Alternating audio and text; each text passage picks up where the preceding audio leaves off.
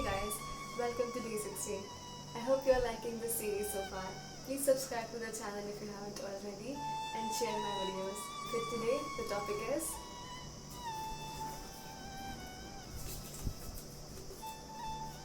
Nepal. Let's go. Nepal is a landlocked country in South Asia.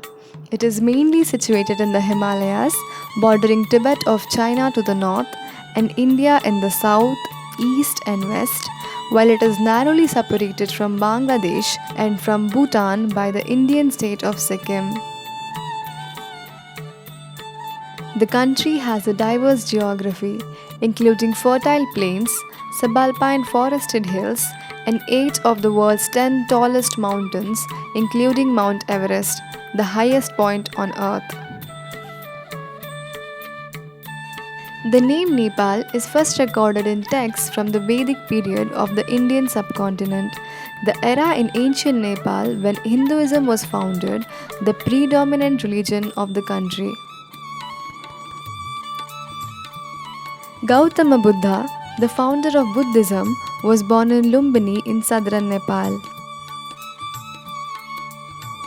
The centrally located capital, Kathmandu Valley, is intertwined with the culture of Indo-Aryans and was the seat of the prosperous Newar Confederacy known as Nepal Mandala.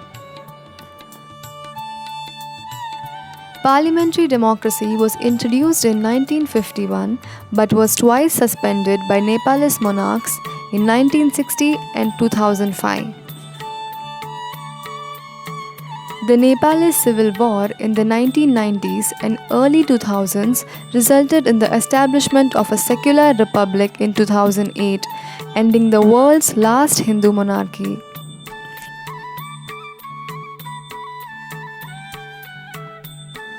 The emblem of Nepal depicts the snowy Himalayas and the forested hills, supported by a wreath of rhododendrons, with the national flag at the crest, and in the foreground a plain white map of Nepal below it, and a man's and a woman's right hands joined to signify gender equality.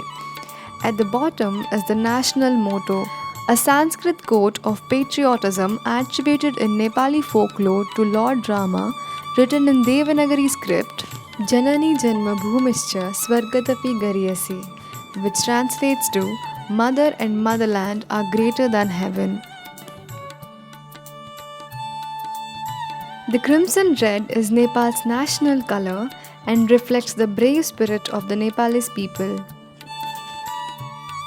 The characteristic architecture associated exclusively with Nepal was developed and refined by Neva artisans of the Kathmandu Valley. Contemporary Nepali architecture is predominantly built with wood. A typical pagoda temple is built with wood, every piece of it finely carved with geometrical patterns of images of gods, goddesses, mythical beings, and beasts. The lotus flower has an enormous value to both Hinduism and Buddhism. Vikram Samvat, also known as the Vikrami calendar, is the official calendar of Nepal. Vaisakhi marks the beginning of Hindu Solar New Year and marks the first day of the month of Vaisakha, which is usually celebrated on 13th or 14th April every year. The current year in Nepali calendar as per Vikram Samvat is 2077. Nepali calendar is approximately 56 years and 8 months ahead of English calendar. The upside down flowers I am painting now is rhododendron, the national flower of Nepal. The flower's color, crimson, is a strong, bright, deep reddish purple color. This is the representation and national color of Nepal. The main theme of today's painting is Kumari. The tradition of worshipping young prepubescent girls as manifestations of the divine female energy or Devi in Asian religious traditions. The word Kumari is derived from the Sanskrit language meaning young prepubescent girl. In Nepal, a Kumari is selected from the Shakya community of the Nepalese Newari Buddhist community.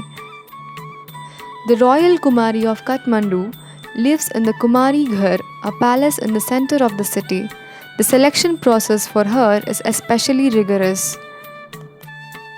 As the supreme goddess is thought to have manifested this entire cosmos out of her womb, she exists equally in animate as well as inanimate objects. Worship of a human represents veneration and recognition of supreme and conscious beings. Nepal is the only country in the modern world that does not have a rectangular national flag. It is crimson with blue borders and incorporates stylized symbols of the sun and moon. Its crimson red is the symbol of bravery and it also represents the color of the rhododendron, Nepal's national flower, while the blue border is the color of peace. The crescent moon has 8 visible rays and the sun in the bottom has 12 rays. The inclusion of the celestial bodies indicates Nepal's permanence and the hope that Nepal will enjoy the same longevity as the sun and the moon. These colorful rectangular clothes are Tibetan prayer flags. They are used to bless the surrounding countryside, often found strung along trails and high peaks.